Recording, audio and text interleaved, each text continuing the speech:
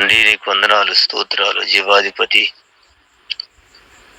ఈ మహా ఆశ్చర్య కార్యాలకై నీకు స్తోత్రం చెల్లిస్తున్నానయ్యా. ఉదయకాల స్వామి, వాళ్ళ మమ్మల్ని దయతో కనికరంతో జ్ఞాపం చేసుకున్నావు. మమ్మల్ని అందరినీ రక్తంలో కడిగి పరిశుద్ధపరచండి స్వామి. నీ వాక్కులు వినటానికి, నీ మాటలు వినటానికి యోగ్యమైన అర్హమైన పాత్రలుగా చేయండి. దాసులు మీరు అభిషేకించండి. ఆమోసు గంధం ప్రభా పూజిస్తుండగా తండ్రి విద్యనే పామాలకు కృపలు ఇచ్చి నీ ఆత్మతో నింపి గ్రంథాలు రాపించిన ఆత్మ తండ్రి, అదే ఆత్మ అదే కృపతో మమ్మల్ని అభిషేకించండి, సహాయం చేయండి. మమ్మల్ని అందరినీ పరిశుద్ధపరచయ్య, నీ రాకడికి రాజ్యానికి యోగ్యులుగా మార్చమని కూడి వచ్చిన ప్రభు నీ సేవకుల పిల్లలను బట్టి నీకు స్తోత్రం చెల్లిస్తాను.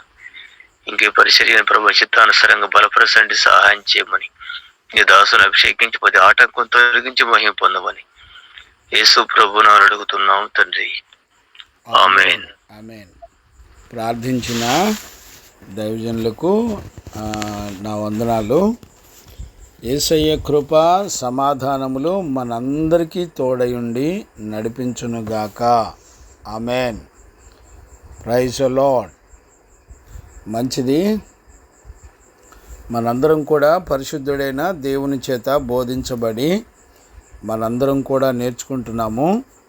ఈరోజు ఉదయకాలంలో పరిశుద్ధాత్మ దేవుడు మనందరికీ మంచి బోధకుడిగా ఉండి బోధించి నడిపించునుగాక. ఆమేన్. Praise the lord. చూడండి నాన్న, మనందరం కూడా ఆమోసు పుస్తకాన్ని ధ్యానం చేసుకుంటున్నాము. ఈరోజు పరిశుద్ధాత్మ దేవుడు మనందరినీ కూడా కనికరించి ఆయన తన దయచేత తన స్వరాన్ని వినగలుగునట్లుగా కృపనిచ్చిన దేవునికి స్తోత్రములు. మంచిది. మనందరం కూడా నిన్నటి దినాన 3వ అధ్యాయంలో ఆమోసు పుస్తకం 3వ అధ్యాయము 9వ వచనం నుండి 15వ వచనం వరకు మనం చక్కగా ప్రభు సన్నిధిలో దేవుని వాక్యాన్ని నేర్చుకోవడానికి పరిశుద్ధాత్మ దేవుడు కృపనిచ్చాడు. ఈరోజు ఆమోసు పుస్తకం 4వ అధ్యాయము మరి 1వ వచనం నుండి దేవుని చేత మనందరం బోధించబడి నేర్చుకుందాముగాక.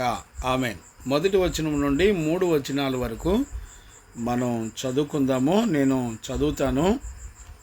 దయచేసి ఆ వాక్యాన్ని మనం జాగ్రత్తగా విందాం. దయచేసి ఎవరు కూడా పడుకోవద్దు, నిద్రపోవద్దు. అంత్య దినాలు మీ దేహాన్ని మరి ప్రభు కొరకు, మన ఆత్మల్ని రక్షించుకోవడం కొరకు కష్టపడాలని తండ్రిగా దైవజనుడిగా మిమ్మల్ని అందరినీ కూడా బ్రతిలాడుకుంటున్నాను. చూడండి నాన్న, షోమ్రోను పర్వతమునున్న బాషాను ఆవులారా, దరిద్రులను బాధ పెట్టుచు బేదలను నలగొట్టువారులారా, మాకు పానము తెచ్చి ఇయ్యుడని మీ యజమానులతో చెప్పువారులారా, ఈ మాటలు ఆలకించుడి. ప్రభు అయిన యెహోవా తన పరిశుద్ధత తోడని చేసిన ప్రమాణమేమనగా, ఒక కాలము వచ్చుచున్నది, అప్పుడు శత్రువులు మిమ్మను కొంకుల చేతను, మీలో శేషించిన వారిని గాలముల చేతను పట్టుకొని లాగుదురు. ఇటు అటు తొలగకుండా మీరందరూ ప్రాకారపు గండ్ల ద్వారా పోవుదురు. హర్మోను మార్గము వెలివేయబడుదురు. ఇదే యెహోవా వాక్కు. చూడండి నాన్న, ఈ 3 వచనాలు మనం చదువుతున్నప్పుడు గ్రహింపవడం కష్టం, కానీ ఈ 3 వచనాల్లో ఇశ్రాయేలీల యొక్క దోషమును, పాపమును ఆమోసు ప్రవక్త తెలియచేయడాన్ని మనందరం కూడా చూస్తున్నాం.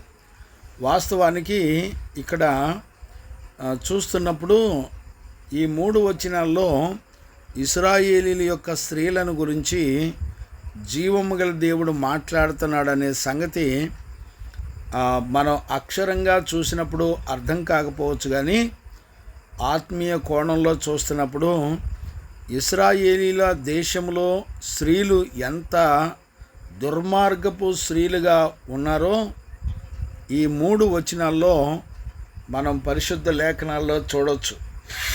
కనుక మనం గత కాలంలో 3వ అధ్యాయంలో మనం చూసినప్పుడు మనందరం కూడా ఇశ్రాయేలు ప్రజలందరూ కూడా ధనాపేక్ష కలిగిన వాళ్ళై, అధికార దాహంతో ఉన్నవాళ్ళై, పేదలను బాగా హింసించి బాధించినప్పుడు దేవాది దేవుడు వారి మీద శత్రువులను పంపిస్తానని, 3:11లో శత్రువులు వచ్చును అని దేవుడే మాట్లాడాడు. దేవుడు మాట్లాడి వాళ్ళందరి మీదకి మరి శత్రువులను రప్పించినప్పుడు వాళ్ళకు కలిగిన ధనాన్ని, వాళ్ళకు కలిగిన మరి అధికారాన్ని, వాళ్ళకు కలిగిన వెండి బంగారాల్ని, వాళ్ళకు కలిగిన సమస్తాన్ని కూడా శత్రువులు దోచుకొని, వాళ్ళకు కలిగిన ఇళ్ళు వాకిళ్ళు అన్నీ కూడా దోచుకొని, వాళ్ళు చక్కటి దంతపు నగరపు ఇళ్లను, వేసవికాలపు ఇళ్లను, చలికాలపు ఇండ్లను అన్నిటినీ కూడా దోచుకొని పాడుగాను నాశనముగాను చేసినట్లుగా మనం చూస్తున్నాం. ఇంకా ఈ 4వ అధ్యాయంలోకి వచ్చేపాటికి పరిశుద్ధాత్మ దేవుడు మాట్లాడేటువంటి విషయాలను మనం గమనించవచ్చు. వాస్తవానికి ఏ పట్టణంలోనైనా, ఏ కుటుంబం అయినా మంచిగా ఉండాలి అనంటే ఇంట్లో స్త్రీలు మంచిగా ఉండాలి. ఇంట్లో స్త్రీలు గనక దైవ జ్ఞానం కలిగి గనక లేకపోతే ఆ ఇల్లే కాదు, ఆ దేశమే కాదు, ఆ రాష్ట్రాలే కాదు, అన్నీ కూడా సర్వనాశనానికి కారణం. వాస్తవానికి ఇక్కడ 4వ అధ్యాయం 3 వచనాలు మనం ధ్యానం చేసుకుంటే, ఇక్కడ ఇశ్రాయేలీలో దేశంలో స్త్రీలు ఎలాగున్నారో అంటే, ఒక పట్టణం కానీ దేశం కానీ నాశనం అవడానికి కారణం ఎవరెవరంటే స్త్రీలు, పురుషులు.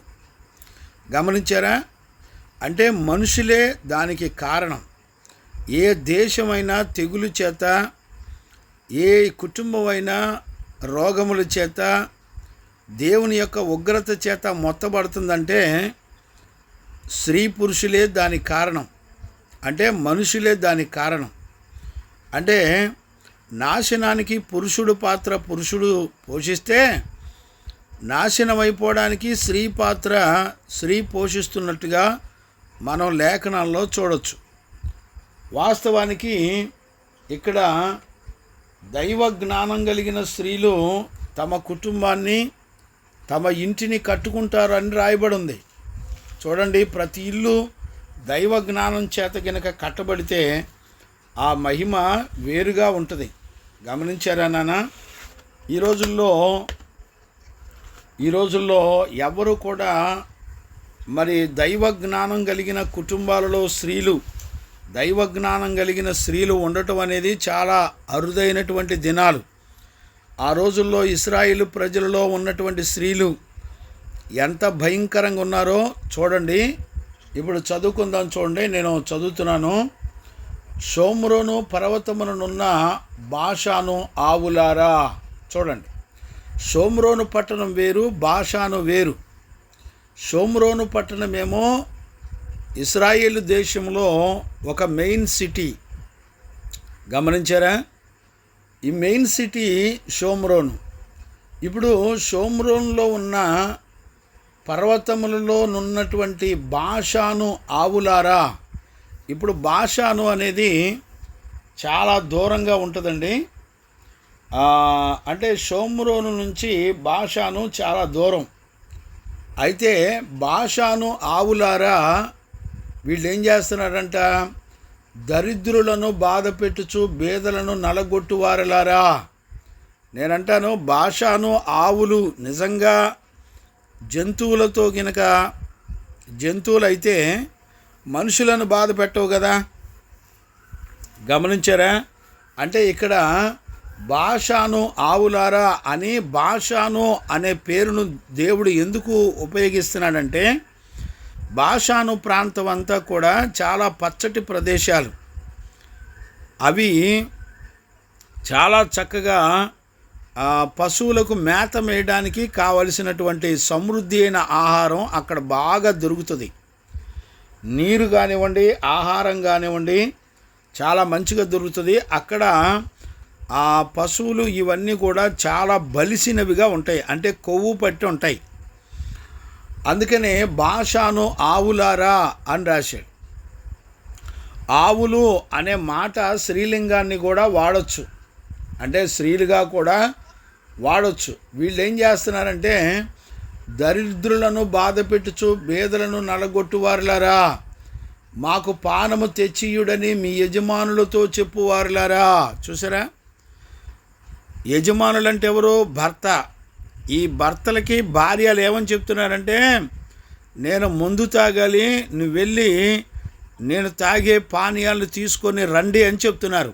అంటే ఇక్కడ మనకు అర్థమవుతుంది, ఏమర్థమవుతుంది అని అంటే, స్త్రీలను గురించి దేవుడు మాట్లాడడాన్ని మనం చూస్తున్నాం. ఇశ్రాయేలీల్లో ధనవంతులైనటువంటి స్త్రీలు ఎలా ఉన్నారంటే, బాషాను యొక్క ఆవులు పోలినటువంటి వారిగా ఉన్నారు. వీళ్ళు పురుషులకున్నటువంటి అధికారాన్ని కూడా లాక్కున్న వాళ్ళై పురుషులను ఆజ్ఞాపించే వారిగా ఉండి, వాళ్ళు ఏమంటున్నారంటే, మేము ముందు తాగాలి, నువ్వు వెళ్ళి ముందు తీసుకుని నాకు ఇవ్వు అని అడుగుతున్నారంట వీళ్ళు స్త్రీలు. గమనించారా? మాకు పానము తెచ్చియుడని యజమానులతో చెప్పువారులారా అంటే అర్థం ఏంటి? ఇక్కడ బాషాను ఆవులన్నా స్త్రీలే, తమ భర్తలను యజమానులను మాకు పానీయము తెచ్చియండి అని అడిగేది కూడా స్త్రీలే. చూసారా, మాకు పానము తెచ్చియుడని యజమానులతో చెప్పువారులారా, ఈ మాట ఆలకించుడి. ప్రభు అయిన యెహోవా తన పరిశుద్ధత తోడని చేసిన ప్రమాణమేమనగా, చూడండి, దేవుడు తన పరిశుద్ధత తోడని తన మీద తాను ఒట్టేసుకొని చెప్తున్నట్లుగా ఇక్కడ మనం చూస్తున్నాం. చూడండి, అంటే పరిశుద్ధత అనేది భూమండలం మీద కానివ్వండి, పరలోకంలో కానివ్వండి, సంపూర్ణమైన సర్వాధికారం కలిగింది. అంటే ఆయన యొక్క సార్వభౌమాధికారాన్ని, సంపూర్ణమైన అధికారము కలిగిన ఆయనను సూచిస్తుంది. ఆయన అంటే ఈ మాటకు అర్థం ఏంటంటే, ఆయన ఏదైతే చెబుతాడో అది అక్షరాలా జరుగుతుంది అని అర్థం. గమనించారా నాన్న? ఇక్కడ మనందరం కూడా ఈ 4 అధ్యాయంలో 1, 2, 3 వచనాలు చదువుకోవడానికి ముందల మనందరం కూడా ఈ 3వ అధ్యాయము 9 నుంచి 15 వచనాలు కూడా లింకు మనం గుర్తు పెట్టుకొని ఈ 2-3 వచనాలు కూడా చదువుకోవాలి. ఒకవేళ పైన అంశాలు కనుక గుర్తుపెట్టుకోకపోతే ఆ లింకు కలవదు. అంటే ఇక్కడ మొదటి వచనాన్ని ముగించేటప్పుడు యెహోవా తన పరిశుద్ధ తోడని ప్రమాణము చేసినదేమనగా అని చెప్తున్నాడు. అంటే ఆయన మాట ఇచ్చి తప్పేవాడు కాదు.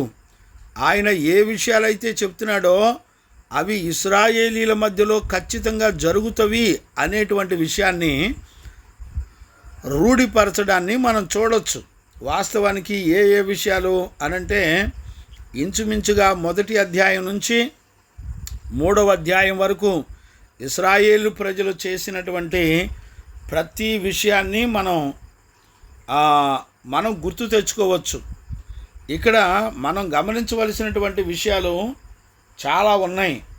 ఇక్కడ మనం చూసినట్లయితే ఈ బాషాను ఆవులుగా మరి పోలిక చేత పిలువబడుతున్న వీళ్ళు ఇశ్రాయేలు ప్రజలు, స్త్రీలు బాగా బలిసిన వారై తిని తాగి లెగవలేని స్థితిలో ఉండి తమ యజమానులను పానీయము తీసుకురండి అని పిలుస్తున్నటువంటి పరిస్థితులను మనం చూడొచ్చు. అంటే ఈ స్త్రీలు తమ భర్తల యొక్క అధికారాన్ని కూడా స్వాధీనపరుచుకొని దుష్టులైన స్త్రీలు, లేకపోతే వికెడ్ పీపుల్ అని కూడా అనొచ్చు. అంటే భయంకరమైన గర్విష్ఠులు, లేకపోతే దుష్టులు, లేకపోతే వారి బలాన్ని, వాళ్ళ తెలివిని, వాళ్ళ అధికారాన్ని చూపించేటువంటి వాళ్ళు అని అర్థం. కంప్లీట్గా వికెట్ పీపుల్ అన్నమాట వీళ్ళంతా కూడా. అంటే చాలా కఠినమైనటువంటి మనస్సాక్షి కలిగినటువంటి స్త్రీలు అనేటువంటి విషయాన్ని కూడా మనం చూడొచ్చు. కనుక ఇక్కడ లేఖనాలను మనం చాలా జాగ్రత్తగా గమనించినట్లయితే వీళ్ళు చేసే పని ఏంటంటే, వీళ్ళ ప్రవర్తనలు బట్టి ఇప్పుడు మనం 3వ అధ్యాయంలో మనం 9 నుంచి 15 వరకు మనం చూడాలని చెప్తున్నాం కదా. దేవుడు చెప్తున్నాడు, నేను 9వ వచనం మళ్ళీ ఒకసారి నేను చదివి జ్ఞాపకం చేస్తాను చూడండి. అష్టోదు నగరులో ప్రకటన చేయుడి, ఐగుప్తు దేశం నగరులో ప్రకటన చేయడి. ఎట్లనగా మీరు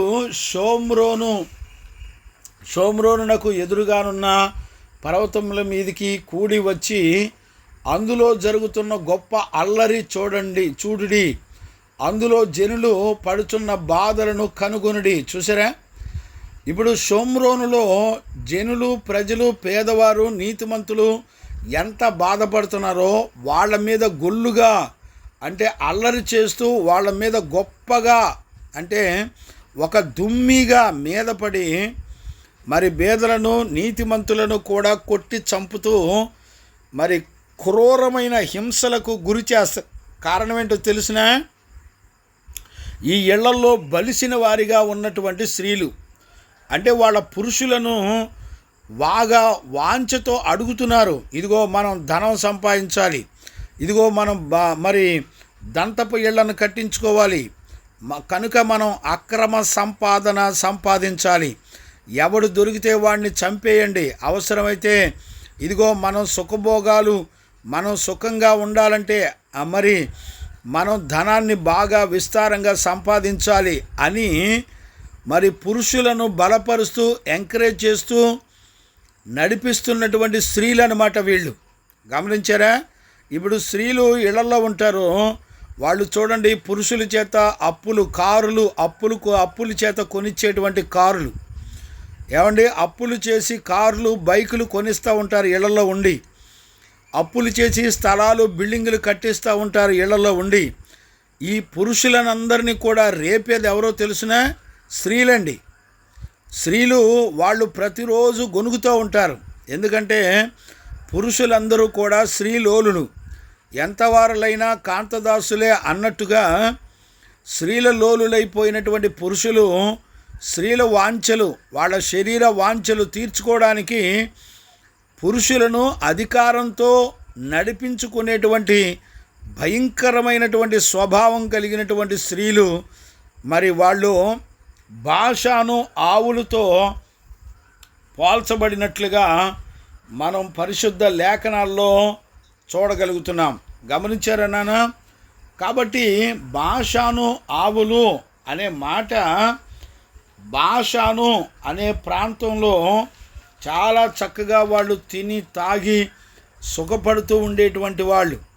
ఇప్పుడు పరిశుద్ధ లేఖనాల్లో కనుక మనం చూస్తే ఈ గర్విష్ఠులు లేకపోతే దుర్మార్గులు అయినటువంటి స్త్రీలు ఎలాగుంటారో బైబిల్లో చక్కగా రాయబడి ఉంది. మీకు కావాలంటే నేను కొన్ని మాటలు 1-2 మాటలు మీకు చదివి వినిపించాలని నా ఆలోచన. చూడండి నాన్న, యెషయా పుస్తకంలో 3వ అధ్యాయము 16 నుంచి 26 వరకు ఉంటుంది. నేను చదువుతాను చూడండి. 16వ వచనం నుండి 26 వరకు చదువుతాను చూడండి. మరియు యెహోవా సెలవిచ్చినదేమనగా, చూడండి ఇప్పుడు చెప్పే మాటలు జీవము గల దేవుడు సెలవిచ్చేటువంటి మాటలు. ఏమని చెప్తున్నాడు? సెలవిచ్చినదేమనగా, సియోను కుమార్తెలు గర్విష్ఠురాండ్లై. సియోను కుమార్తెలు అంటే పరిశుద్ధులు, లేకపోతే దేవుని సంతానము, దేవుని పిల్లలు. వీళ్ళెవరో స్త్రీలు ఏమంటున్నారు? గర్విష్ఠురాండ్రై మెడచాచి నడుచుచు వార చూపులు చూచుచు. ఏమండి, స్త్రీలు గర్విష్ఠురాళ్ళై మెడచాచి ఎప్పుడు నడుస్తారు చెప్పండి? మెడలో 2-3 చైన్లు, ఒక నెక్లెస్ కనుక పెట్టారంటే మెడ ఆటోమేటిక్గా సాగిపోతూ ఉంటుంది. గమనించారా? మెడచాచి నడుచుచు గర్విష్ఠురాండ్రై, చూసారండి, వార చూపులు చూచుచు కులుకులతో నడుచుచు. చూసారా? వార చూపులు చూస్తారంట. మెడలో వెండి బంగారాలు చైన్లు కనుక ఉంటే వాళ్ళ చూపులు ఎట్టుంటాయి చెప్పండి? వార చూపులు చూడకపోతే ఎవరు నా ఇంక చూస్తున్నారా అని వార చూపులు చూస్తూ ఉంటారు. గమనించారా? కులుకులతో నడుచుచు. చూసారా? వాళ్ళ ఒళ్ళంతా కులుకులే. వెండి బంగారాలు ఒంటి మీదకి వస్తే ఒళ్ళు కులుకులతో నడవపోతే మామూలుగా నడుతుందా? వాళ్ళ కాళ్ళకు గజ్జెలను మ్రోగుచున్న తమ కాళ్ళ గజ్జెలను మ్రోగించుచున్నారు. చూసారా, వాళ్ళ కాళ్ళ గజ్జెలు గల్లు గల్లుమని మోగిస్తున్నారంట. కాబట్టి ప్రభు సియోను కుమార్తెల నడినెత్తిని బోడి చేయును. గమనించారా?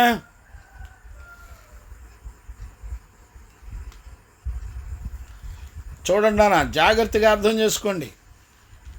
యెహోవా వారి మానమును బయలుపరచును. చూడండి, వారి మానము అనగా రహస్యపు బ్రతుకును బట్టబయలు చేస్తాడట. ఆ దినమును యెహోవా గల్లు గల్లుమని వారి పాద భూషణములను, సూర్యబింబ భూషణములను, చంద్రవంక భూషణములను, కర్ణభూషణములను, కడియములను, నాణ్యములను, ముసుగులను, కొళ్ళాయిలను, ఆ కాళ్ళ గొలుసులను. చూసారా, కాళ్ళకి పట్టీలు కాదు, ఇప్పుడు గొలుసులు. ఏమండి, బంగారపు గొలుసులు, కొళ్ళాయిలను. చూసారా, గొలుసులను, కర్ణభూషణములను, నాణ్యమైన ముసుగులు. బిడ్డలారా, చూస్తున్నారా ఎలాంటి ముసుగులో? నాణ్యమైన ముసుగులు, ఒళ్ళంతా కనపడే ముసుగులు. ఏమండి, ఇప్పుడు ఆడవాళ్ళు జాకెట్లు ఎలా గుట్టించుకుంటారు చూడండి, నడిపంతా కనపడాలి. చూసారా, వాళ్ళ ముసుగులన్నీ కూడా చాలా పల్సగా ఉంటాయి, అంటే ఒళ్ళంతా కనపడతా ఉంటాయి. చూసారా ఎంత భయంకరంగా ఉంటాయో?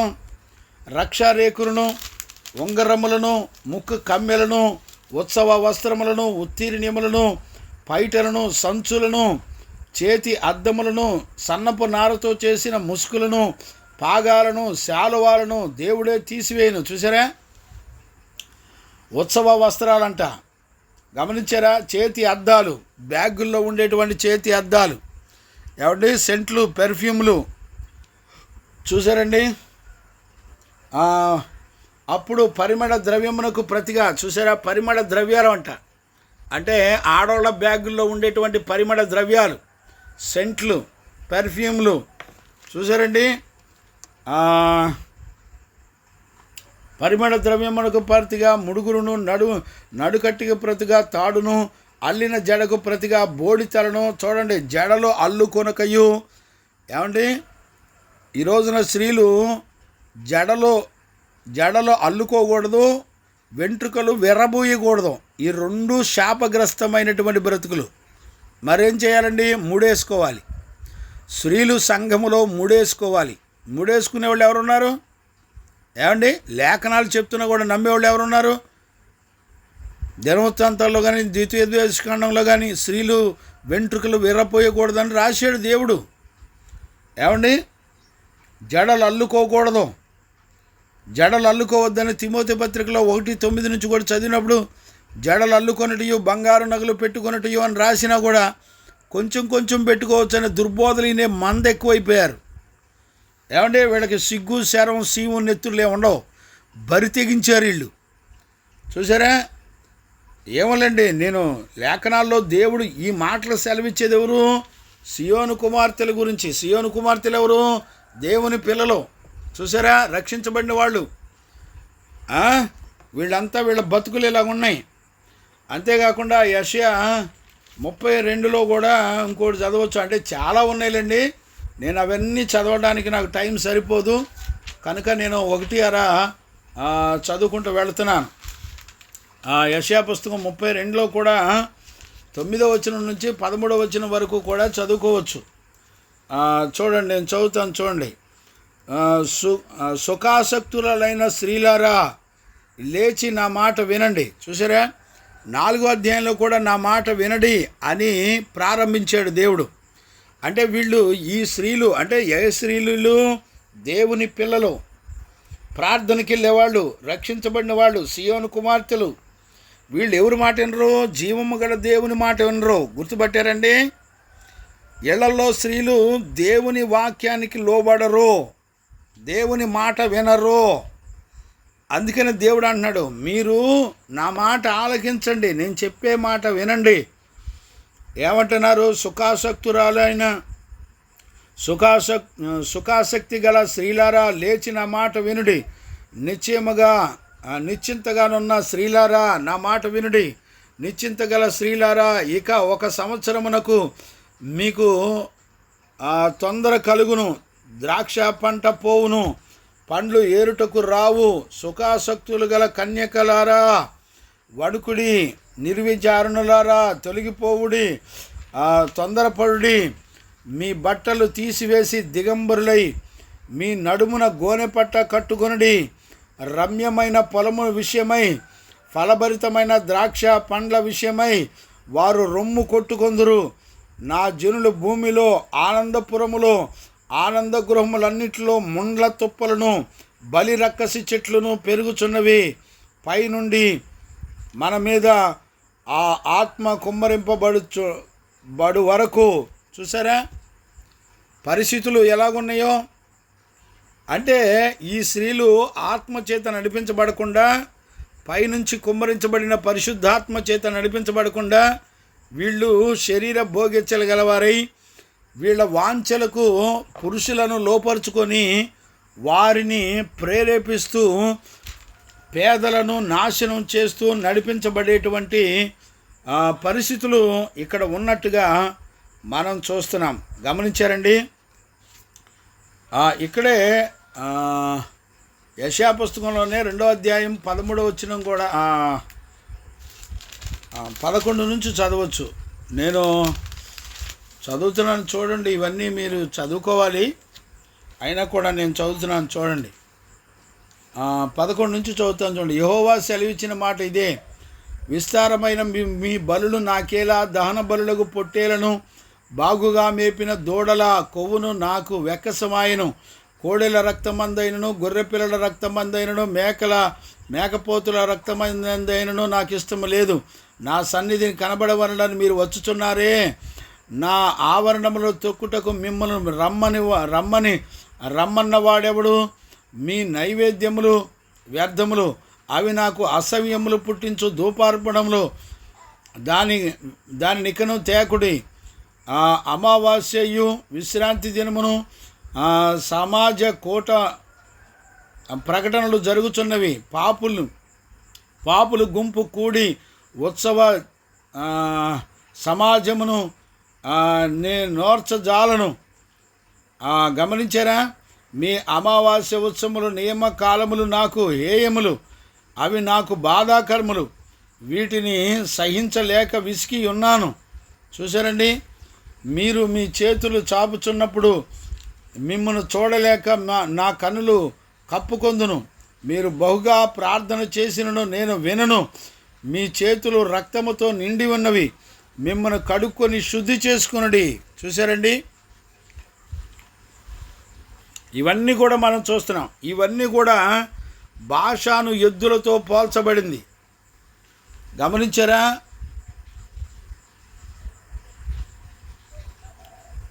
కాబట్టి ఈ వాక్యాలన్నీ చదువుతున్నప్పుడు ఎంత భయంకరమైన పరిస్థితుల్లో ఉంటున్నారో కూడా మనందరం కూడా అర్థం చేసుకోవాలి. గమనించారా?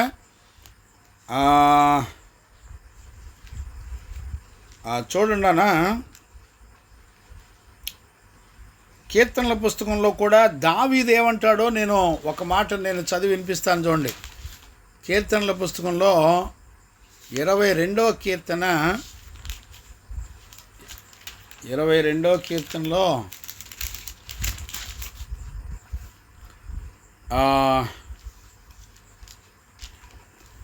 22వ కీర్తనలో దావీదు ఏమంటున్నాడు చూడండి. నేను చదువుతున్నాను చూడండి. పోనీ 11 నుంచి చదువుతాను చూడండి. శ్రమ వచ్చి ఉన్నది, సహాయము చేయువాడెవడునూ లేడు. నాకు దూరముగా నుండకము. వృషభములు అనేకములు నన్ను చుట్టుకొని ఉన్నవి. బాషాను దేశపు బలమైన వృషభములను నన్ను ఆవరించి ఉన్నవి. చూసారండి? దావీదు ఏమంటున్నాడు? బాషాను దేశపు వృషభములు. వృషభములు అంటే అర్థం ఏంటో తెలిసిన? వృషభములు అంటే దున్నపోతులు అని అర్థం. ఏమండి? బాగా బలిసిన దున్నపోతులు అని అర్థం. వృషభములు అంటే ఈ బాగా బలిసిన వృషభములు అంటే ఎవరు? బాషాను దేశపు బలమైన వృషభములు నన్ను ఆవరించి ఉన్నాయి. ఎవరు చెబుతున్నారు? దావీదు చెబుతున్నాడు ఈ విషయం. ఆవరించి ఉన్నవి. బాషాను చీల్చును గర్జించుచుండును, సింహం వలెవాడు నోరు తెరచుచున్నారు. చూసారా? బాషాను దేశపు వృషభములంట, ఈ ఎద్దులంట వాళ్ళు చీల్చేసేటువంటి సింహాలాగా ఉన్నాయంట. వాళ్ళు సింహముల వలె చీల్చివేస్తున్నారు, వాళ్ళ నోరు తెరుస్తున్నారు.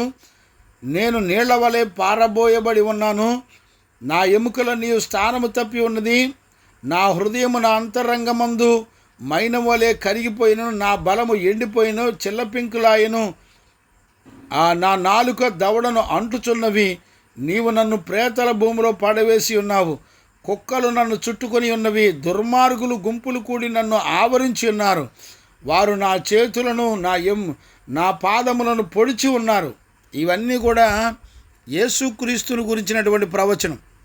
అంటే బాషానులో ఉన్నటువంటి వాళ్ళు ఎంత క్రూరమైన మనుషులో చూడండి.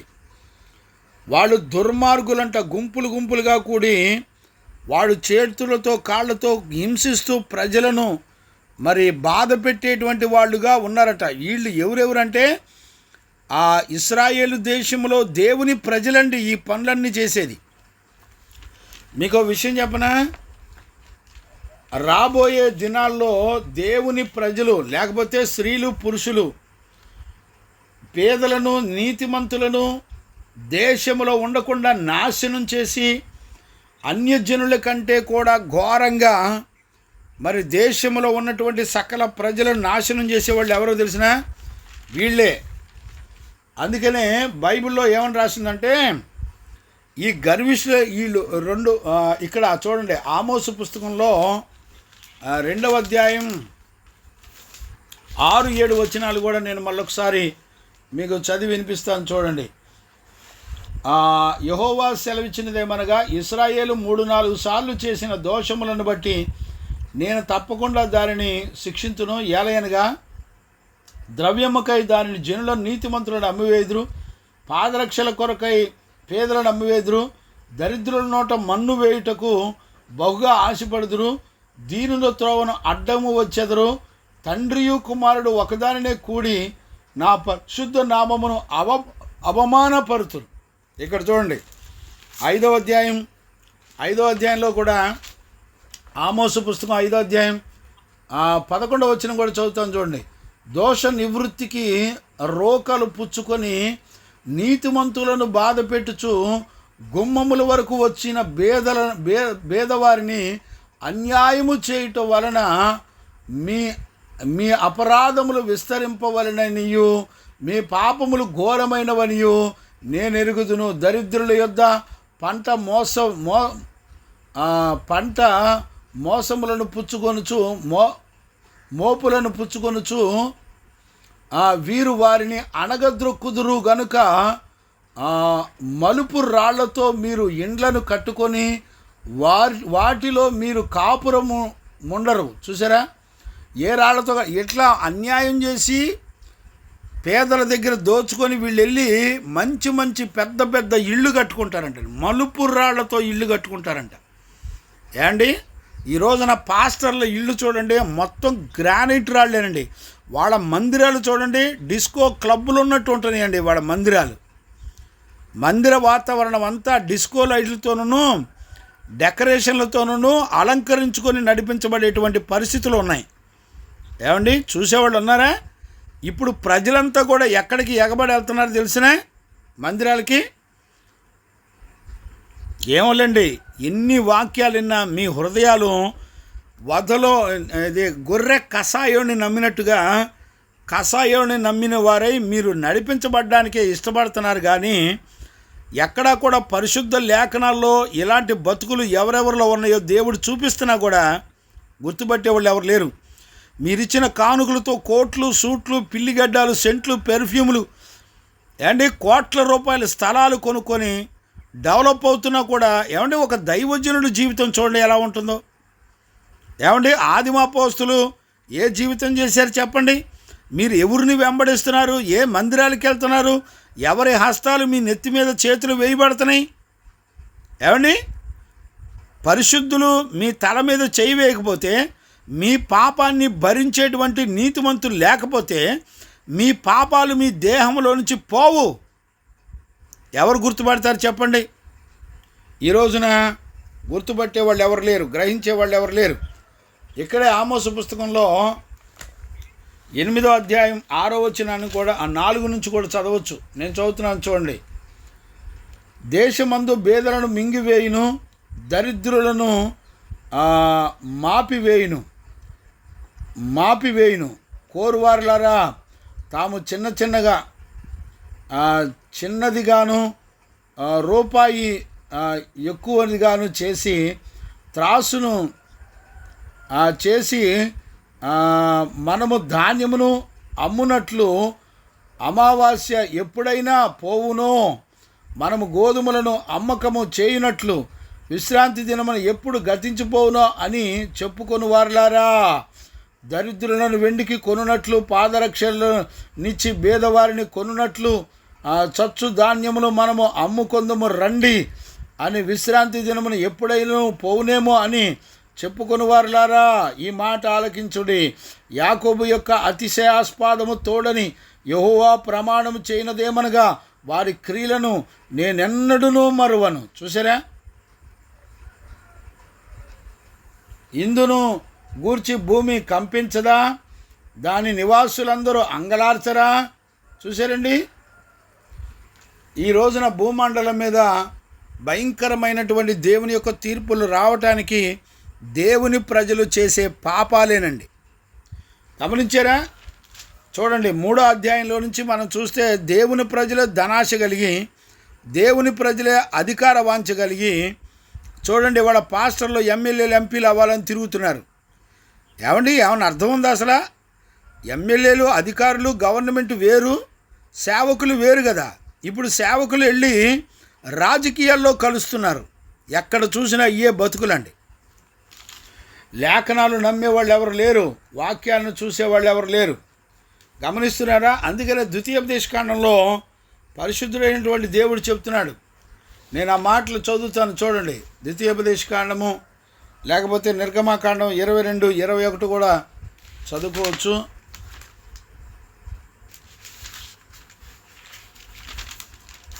నేను చదువుతున్నాను చూడండి.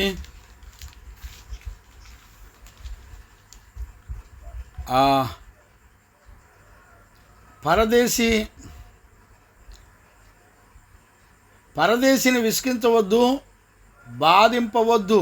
మీరు ఐగుప్తు దేశంలో పరదేశులై ఉంటిరి కదా. విధవరాలినైనను దిక్కులేని పిల్లలనైనను బాధ పెట్టకూడదు. వారు నీ చేత ఏ విధముగానైనా బాధ నుండి నాకు మొరపెట్టినేడలా నేను నిశ్చయముగా వారి మొర విందును. నా కోపాగ్ని రగులుకొని మిమ్మల్ని కత్తివలే చంపించెదను. మీ భార్యలు విధవరాండ్రగుదురు, మీ పిల్లలు దిక్కులేని వారగుదురు. చూడండి, పేదల పక్షాన జీవము గల దేవుడు ఎంత రోషము కలిగిన వాడై ఉన్నాడో చూసారా? పేదలంటే ఎవరు? 2 గుంపులు.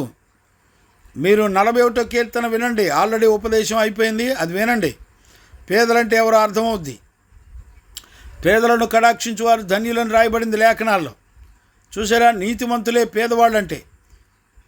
శరీర సంబంధమైన పేదవాళ్ళంటే పేదవాళ్ళు, శరీర సంబంధమైన వాళ్ళు పేదవాళ్ళు, ఆత్మ సంబంధమైన పేదవాళ్ళు పరిశుద్ధులు. చూసారా? పేదలను కానీ, దరిద్రులను కానీ, పరదేశులను కానీ, విధవరాండ్రను కానీ, వారి దిక్కులేని పిల్లలను కానీ బాధ పెట్టకూడదు. వాళ్ళని గనక బాధ పెడితే నేను అగ్ని వలె దిగి వచ్చి మిమ్మల్ని దహించి వేస్తానని పరిశుద్ధుడైనటువంటి దేవుడు చెప్తున్నాడు. ఏమండి, నమ్మేవాళ్ళు ఎవరున్నారు? నమ్మేవాళ్ళు ఎవరున్నారంట? అందుకని కొత్త నిబంధనలో కూడా ధనవంతుడి గురించి లూకాసు వార్త 16వ అధ్యాయం 19 నుంచి 25 వరకు మనం చదువుకున్నప్పుడు ధనవంతుడు కూడా బహుగా తినుచు తాగుచు సుఖపడుచు, కనీసం బేదలాజరు ఇంటి ముందులుంటే పడు రొట్టె ముక్కలు కూడా పెట్టకుండా బేదల మీద కనికర పడకుండా బతికాడు. అందుకనే ధనవంతుడు పోయి నరకంలో కూర్చున్నాడు. ఏమండి, ఈరోజు లేఖనాలని గ్రహించే వాళ్ళు ఎవరున్నారు? గుర్తుపట్టగలిగిన వాళ్ళు ఎవరున్నారు? గమనించారా నాన్న? ఈ రోజున ఎవ్వరు కూడా లేరండి. దేవుని లేఖనాలకి భయపడే ప్రజలు లేరు. ఈ రోజున ప్రపంచం నాశనం అయ్యేది ఎవరిని బట్టో తెలిసిన? దేవుని ప్రజలను బట్టి. ఈ రోజున దేవుని ప్రజలు దేవుని మాట వినకుండా ఉండటం వలన దేశంలో అక్రమం విస్తరించిపోయి సర్వనాశనం అవడానికి గల కారణాలు ఇదిగో ఈ లేఖనాల్లో మనం ఆమోసు పుస్తకంలో మరి దేవుడు 8వ శతాబ్దంలో ఇశ్రాయేలు ప్రజల మీద పనిచేసిన చీకటి ఆత్మలు ఈ రోజున మనందరి మీద కూడా పనిచేయడాన్ని మనం చూస్తున్నాం. గమనించారా నాన్న? కాబట్టి ఈ రోజున మనందరం కూడా ప్రతి విషయాన్ని లేఖనాల్లో ఖచ్చితంగా గుర్తుపట్టాలని ఒక దైవజనుడిగా నేను మిమ్మల్ని అందరినీ కూడా బతిలాడుకుంటున్నాను. అందుకనే అక్కడ ఉన్నటువంటి ఆడవాళ్ళంతా కూడా చాలా ఫుల్ పవర్తో చూశారండి. వాళ్ళు అంత బలవంతులుగా అనేక మందిని స్త్రీలు కూడా రేపుతూ ముందు తాగుతూ తమ భర్తలకు ఉన్నటువంటి అధికారాన్ని కూడా లాక్కొని ఇళ్లలో మెయింటైన్ చేసేది ఎవరంటే స్త్రీలేనండి. ఇవాళ ఏ ఇళ్లలో చూడండి పురుషుడు ఆలోచనతో పని లేదండి. పురుషుడు మాట విని లోబడే స్త్రీలు అసలు లేరండి. అందుకనే అంత్య దినాల్లో దేవుడు ఆమోసు పుస్తకంలో 3వ అధ్యాయం 9వ వచనం నుంచి 15వ వచనంలో వాళ్ళ మీదకు తీర్పులన్నీ కూడా దేవుడు తీసుకొచ్చాడు. గమనించారా? దరిద్రులను బేదలను బాధ పెట్టుచు. అందుకనే 3:11లో చెప్పాడు, మీ శత్రువులు ఖచ్చితంగా వచ్చి మిమ్మల్ని పట్టుకుంటారు. చూసారా? మీ విరోధుల చేతికి, మీ శత్రువుల చేతికి అప్పగిస్తాను. నేను అప్పగించినప్పుడు మీరు దేనిని నమ్ముకొని మీ డబ్బును, ధనాన్ని, వెండి బంగారాన్ని, సుఖభోగాల్ని, ఇళ్ళు వాకిళ్ళు నమ్ముకొని బతికారో అవన్నీ కూడా మీరు కోల్పోతారు. గమనించారా? మెటీరియల్ పరంగా వస్తువులన్నిటిని కూడా దోచుకెళ్ళిపోతారు. ఇశ్రాయేలు ప్రజలను కూడా దొరికినట్టు నాశనం చేసి చంపుతారు. మిగిలిన వాళ్ళందరినీ కూడా కొంక్యాలకి గాలాలకేసి పట్టుకొని లాక్కెళ్తారు అనేటువంటి లేఖనాలను కూడా మనం చూడొచ్చు. గమనిస్తున్నారా నాన్న? ఈ రోజున దేవుని వాక్యాన్ని వింటున్న దేవుని పిల్లారా, ఖచ్చితంగా ఈ విషయాలన్నీ కూడా మనం గుర్తుపట్టాలని ఒక దైవజనుడిగా నేను మిమ్మల్ని అందరినీ కూడా బ్రతిమలాడుకుంటున్నాను. దేవునికి మహిమ కలుగునుగాక. చూడండి నాన్న, ఇక్కడ మనం ఆమోసు పుస్తకంలో 2వ వచనాన్ని 4వ అధ్యాయంలో మనం చదువుకుంటున్నాం. చూడండి, మరొకసారి నేను చదువుతాను చూడండి. షోమ్రోను పర్వతమునున్న బాషాను ఆవులారా, దరిద్రులను బాధపెట్టుచు బేదలను నలగొట్టువారులారా, మాకు పానము తెచ్చి ఇయ్యుడని మీ యజమానులతో చెప్పువారులారా, ఈ మాట ఆలకించండి. చూసారండి? ఎక్కడ చూసినా దేవుడు అంటాడు, ముందర నా మాట వినండి. అంటే వీళ్ళంతా ఎవరు? దేవుని మాట వినరు. అంటే మందిరానికి వెళ్తారు, కానుకలు ఇస్తారు. వాళ్ళు సంతోషంగా ఉన్నట్టుగానే నటిస్తారు. గమనించారా? మనం యెషయా పుస్తకంలో 2వ అధ్యాయంలో చదివంగా వాళ్ళ బలులు, నైవేద్యాలు దేవునికి అసహ్యం, ఇవన్నీ కూడా తీసుకొస్తారు. కానీ వాళ్ళ బతుకులు మాత్రం దేవుని యొక్క వాక్యాన్ని విని దానిని బట్టి బ్రతుకులు మార్చుకునే వాళ్ళు ఎవరు లేరు. వాళ్ళు ఆ అక్రమం చేస్తూ, ఇవాళ చూడండి, ఆ ఓటుకు లంచాలు తీసుకొని ఆ డబ్బులతో ఆనందించే స్త్రీలు ఈ రోజున సంఘాల్లో ప్రభువా మమ్మల్ని కాపాడని ప్రార్థన చేసేవాళ్ళు కూడా వాళ్ళే. చూసారా? వాళ్ళకి నచ్చిన పాపం చేస్తూనే వాళ్ళు డబ్బు విషయంలో, ధనం విషయంలో, లేకపోతే వాళ్ళ శరీర సుఖభోగాల విషయంలో అక్రమం మోసం చేస్తూ బతుకుతూ ప్రభువా మమ్మల్ని కనికరించు, దేవుడు మమ్మల్ని కనికరిస్తాడు, మమ్మల్ని ఏమాత్రం తీర్పు తీర్చడు, మేము ఆయన సొంత జనులు, మేము ఆల్రెడీ నీటి బాప్తిసం పొందాం, మేము పరిశుద్ధాత్మను పొందాం, మేము కృపావరాలు పొందాం, మేమేం పాపం చేసినా దేవుడు దయగలిగిన వాడు, చూస్తూ ఊరుకుంటాడు, ఆయన ప్రేమ కలిగి ఉంటాడు, ఏం పట్టించుకోడు అని అనుకుంటున్నారు. ఏమండి? దేవుడు ఊరుకుంటున్నాడా? 2వ వచనంలో ఏమన్నాడు చూడండి, ఒక కాలము వచ్చుచున్నది, యెహోవా తన పరిశుద్ధ తోడని ప్రమాణం చేసినదేమనగా, ఒక కాలం వచ్చుచున్నది. ఏ కాలం? అప్పుడు శత్రువులు మిమ్మను కొంకుల చేతను, మీలో శేషించిన వారిని గాలముల చేతను పట్టుకొని లాగుదురు. చూసారా? కొంకులు, గాలాలంటే అర్థం ఏంటి అండి? ఒక కాలం వస్తుందంట. అంటే వీళ్ళ ధీమా ఏంటి? దేవుడు చూడలేదులే. చూడండి, ఇశ్రాయేలు ప్రజలు ఎంత కఠినంగా ఉన్నారో చూడండి. వాళ్ళు చేస్తున్న అక్రమం, వాళ్ళ పాపం, వాళ్ళ బాధ అంతా ఏంటంటే, మేము డబ్బుని, అధికారాన్ని సంపాదించుకుంటే మమ్మల్ని ఎవడు ఏం చేయలేడు. ఈ లోకంలో బతకాలంటే, ఈ లోకంలో సుఖభోగాలు అనుభవిస్తూ క్షేమంగా ఉండాలంటే డబ్బు మీద ఆధారపడాలి, దేవుడు కాదు అనుకుంటున్నారు. చూసారా? అలాంటి వాళ్ళతో దేవుడు ఏమని చెప్తున్నాడు తెలిసిన? జాగ్రత్త, ఒక కాలం వస్తుంది, మీ మీదకి మీ శత్రువులు వస్తున్నారు, జాగ్రత్త. చూడండి, ధనవంతుడు శుభ్రంగా తిని తాగి సుఖపడ్డాడు, బేదలాజరు కళ్ళ ముందర కనపడ్డా కూడా కనీసం రొట్టె ముక్కలు కూడా విజిల్చలా. చచ్చిపోయిన తర్వాత ఎక్కడికి వెళ్ళాడు? ఆరని అగ్నిలోకి వెళ్ళాడు. అతను చనిపోయిన తర్వాత ఆరని అగ్నిలోకి వెళ్ళడానికి గల కారణం ఏంటంటే, అతడు బహుగా సుఖపడుచుండెను అని రాయబడి ఉంది. ఏమండి చూస్తున్నారా? వారు బహుగా సుఖపడుచుండెను అని రాయబడు. అతని సుఖమే అతని ఆరని అగ్నికి నడిపించినట్లుగా మనం దేవుని యొక్క వాక్యంలో చూడగలుగుతున్నాం. ఈరోజు వాక్యం వింటున్న దేవుని పిల్లరా, ఈ కొంకేలంటే ఏంటి? ఈ గాలాలంటే ఏంటి? యాక్చువల్గా గాలాలు అనేది మనం బైబిల్ గ్రంథంలో అపవాది గాలాలు వేసి మిమ్మల్ని పట్టుకొనును అని రాయబడి ఉందండి. ఎక్కడ ఉంటుంది అది? ఎక్కడ ఉంటుందంటే హబక్కులోనే ఎక్కడ ఉంటుందండి. కరెక్ట్గా హబక్కులోనేనా? హబక్కులో 1వ అధ్యాయంలో ఉండాలి.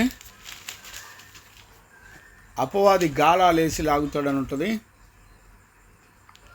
రైట్ 15వ వచనం, 15, 16 2 వచనాలు చదువుకోవచ్చు. చూడండి, నన్ను హబక్కు పుస్తకం 1వ అధ్యాయము 15, 16. వాడు గాలము వేసి మానవుల నందరినీ గుచ్చి లాగి ఉన్నాడు, ఉరులు ఒగ్గి చిక్కించుకొనుచున్నాడు. వాడు తన వలలో వారిని కూర్చుకొని సంతోషపడి గంతులు వేయుచున్నాడు. కావున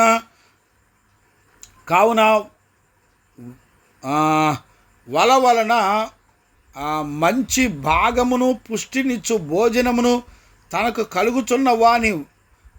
కలుగుచున్నవని వాడు తన వలకు బలులు నర్పించుచున్నాడు, తన ఉరులకు ధూపము వేయుచున్నాడు. వాడు ఎల్లప్పుడూ తన వలలో నుండి చుండవలెన ఎప్పటికీ మానకుండా వాడు జనులను హతము చేయుచుండవలెన. చూసారా? ఈ వలలేసి కొంకెలేసి గాలాలేసి లాగేవాడెవడో లూసిఫర్. అంటే ఇప్పుడు దేవుడు ఇశ్రాయేలు ప్రజల్ని బేదల పక్షంగా నిలబడిన జీవము గల దేవుని యొక్క తీర్పు గురైనప్పుడు ఇశ్రాయేలు ప్రజలను డైరెక్ట్గా పట్టుకునేవాడు ఎవడో తెలిసిన? గాలాలు కుంకాలేసి లూసిఫర్. గమనిస్తున్నారా?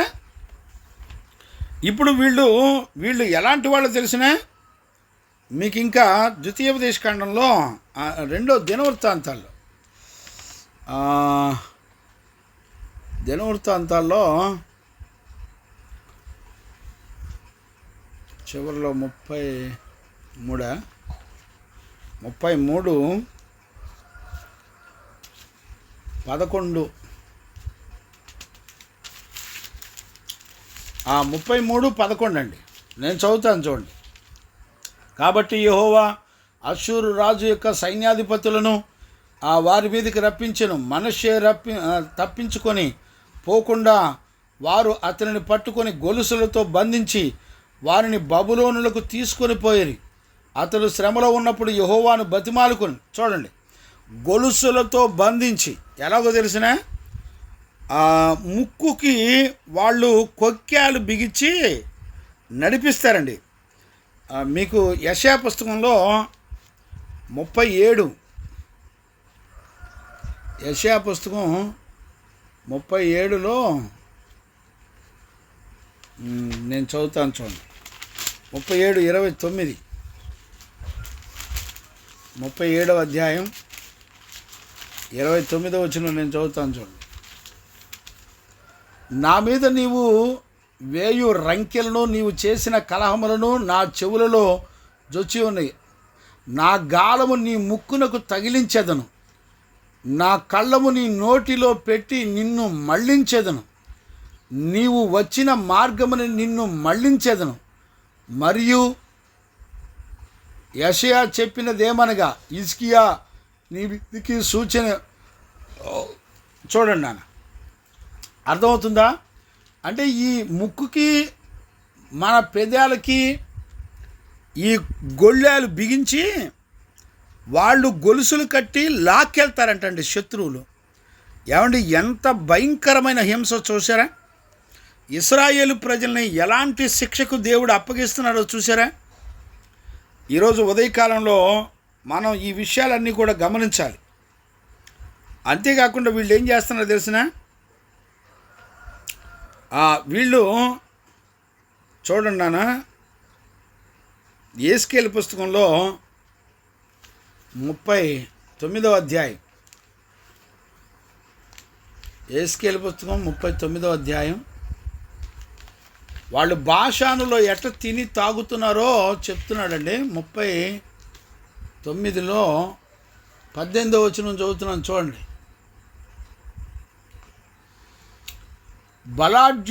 బలాఢ్యుల మాంసము తిందురు, భూపతుల రక్తమును బాషానులో కొవ్విన పొట్టేళ్ల యొక్కయు, గొర్రె పిల్లల యొక్కయు, మేకల యొక్కయు, కోడెల యొక్కయు రక్తమును త్రాగుదురు.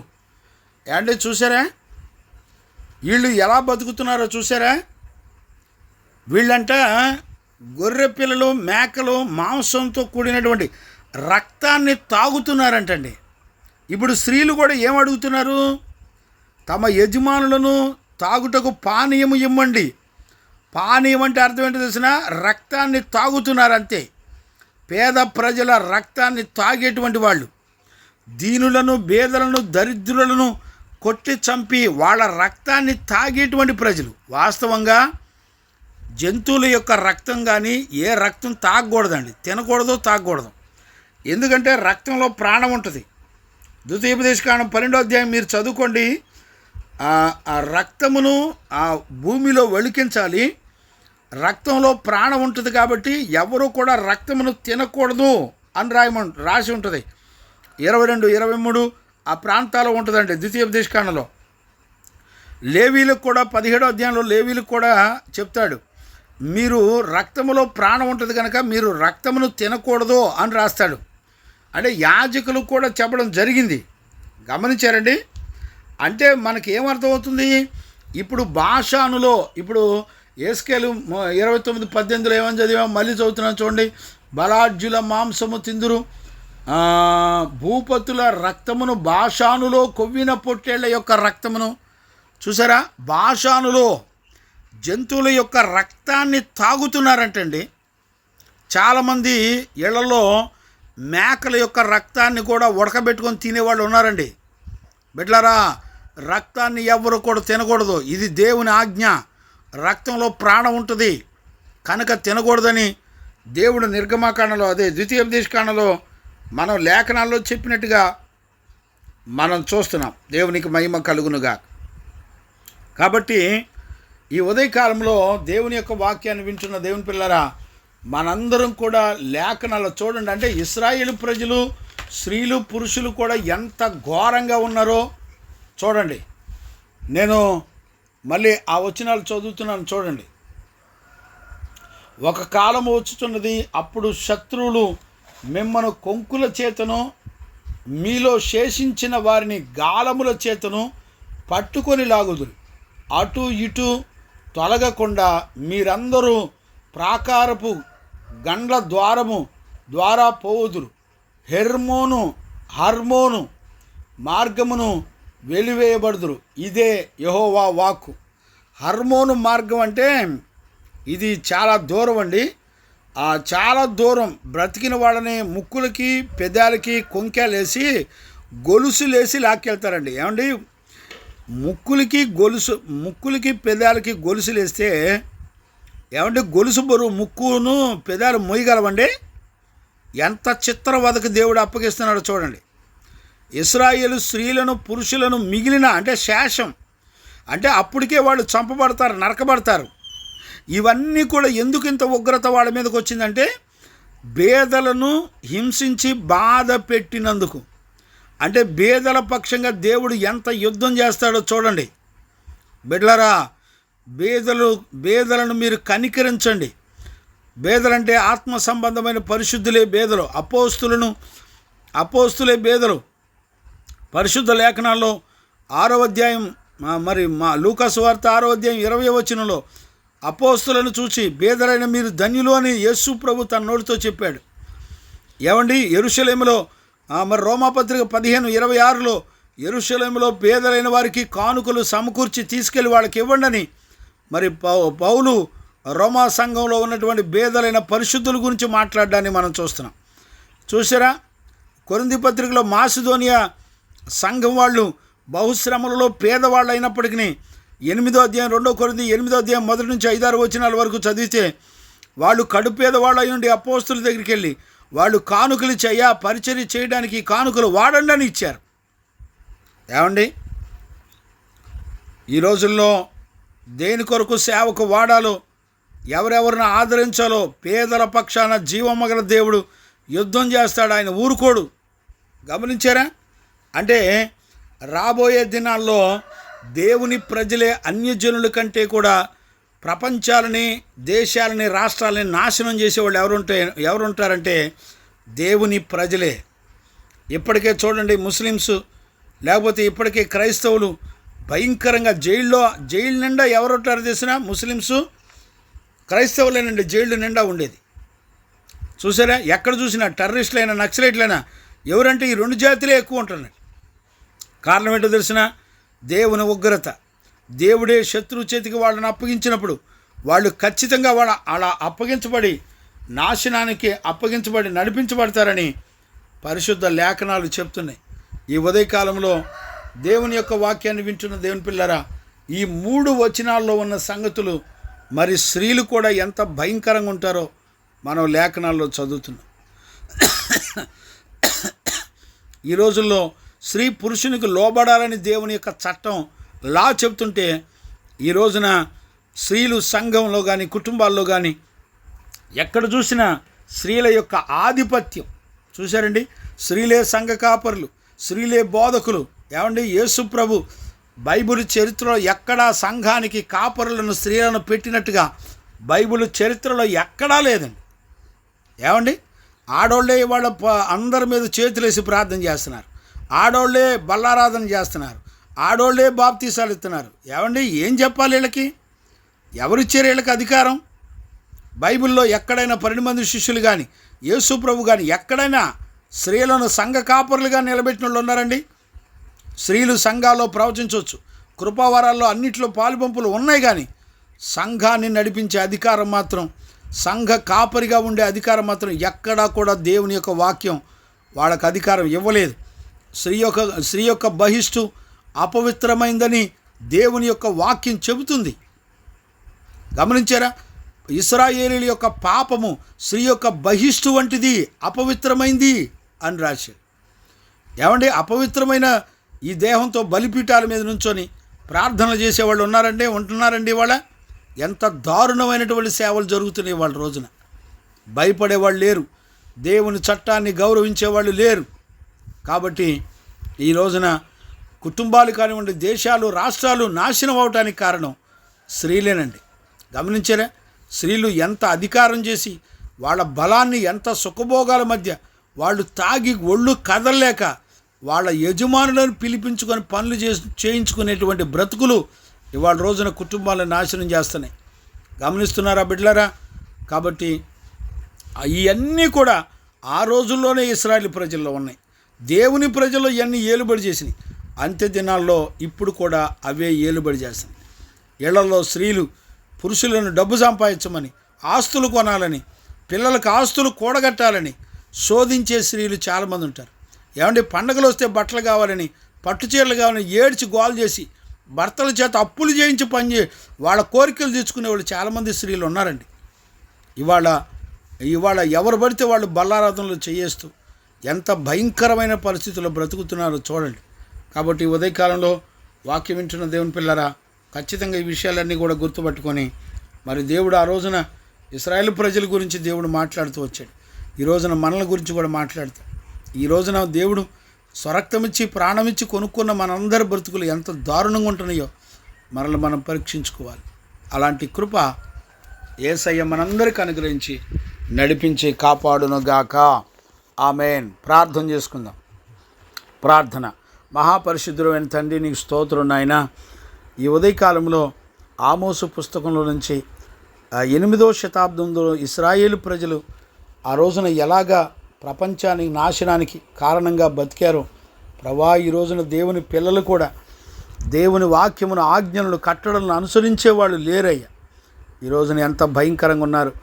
ఆ రోజున ఇశ్రాయేలు ప్రజల యొక్క స్త్రీలు బాషాను ఆవులతో పోల్చాడు, కొవ్వెక్కిపోయిన ఆవులతో పోల్చాడు నాయన. దావీదును కూడా హింసించింది ఎవరంటే ఈ కొవ్వెక్కిన వాళ్లే, బాషానులో ఉన్నటువంటి వాళ్లే. అలాంటి కొవ్వెక్కిన వాళ్లే యేసయ్యను కూడా హింసించారని ప్రవచనం ద్వారా 22వ కీర్తనలో మాట్లాడుతూ వచ్చారు నాయన. ఈ రోజున నీ బిడ్డలందరి మనోనేత్రాలు వెలిగించండి. వాక్యం వింటున్న బిడ్డలందరినీ దీవించండి. వాళ్ళకి వాక్యం గ్రహింపగునట్లుగా కృప దయచేయండి. అంత్య దినాల్లో ఉన్నాం నాయన. ఆ రోజున ఇశ్రాయేలు ప్రజల యొక్క జీవితాలే మాకు మాదిరిగా ఉన్నాయి.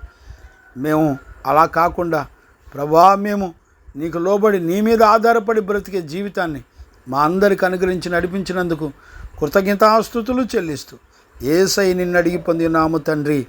ఆమేన్. ప్రార్థన ఆలకించి అడిగినవన్నీ పొందుకునే భాగ్యం ఇచ్చి నడిపించిన యేసయ్యకు స్తోత్రము చేయుదుమో. స్తోత్రం స్తోత్రం స్తోత్రం స్తోత్రం స్తోత్రం. తండ్రి, కుమార, పరిశుద్ధాత్మ దేవునికి స్తోత్రము చేయుదుమో. స్తోత్రం స్తోత్రం స్తోత్రం స్తోత్రం స్తోత్రం. ఆమేన్. మన తండ్రి అయిన దేవుని నుండి, మన ప్రభు అయిన యేసుక్రీస్తు నుండి, పరిశుద్ధాత్మని యొక్క అన్యోన్య సహవాసము, సన్నిధి, సమాధానం విశ్వసించిన బిడ్డలకును సకల పరిశుద్ధులకును యేసయ్య కృపా సమాధానము లైవ్లోకి వచ్చిన బిడ్డలకి, వారి కుటుంబాలకును, దైవజనులకును దేవుని కృపా సమాధానములు తోడయుండి నడిపించి కాపాడునుగాక. ఆమేన్. ఆమేన్.